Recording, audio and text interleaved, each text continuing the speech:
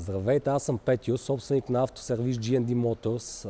Базирани сме в UK, Лондон.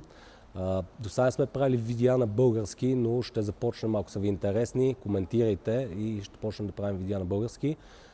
Искаме да покажем една кола, на която сме правили мотора преди повече от 2 години, BMW 335i, което дойде от България с някои малки проблеми, които вече са отстранени и колата е готова да пътува наобратно до Германия първо и след това до България. На тази кола, както казах, правили сме кован мотор, Butala BLE, CP Carillo Butala, SP BLE рейсингови лагери.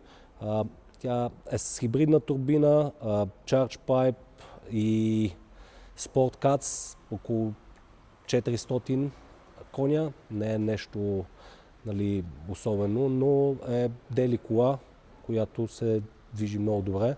Тук имаме коли, които са доста по-сериозни наши проекти. Това е клиентска кола BMW M5 F90, което е едно от най-бързите в света.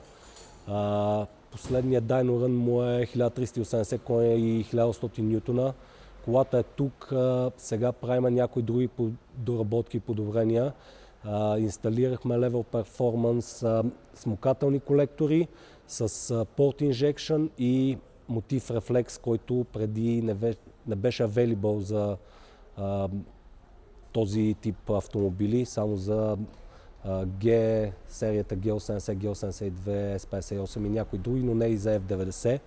Тук отзад имаме Range Rover SVR 5 литра Supercharger, който е за мотор също. На тези подемници има бялото F90, също е правено от нас и днес е докарано за първа смяна на масло след 1000 мили. С кован мотор е също.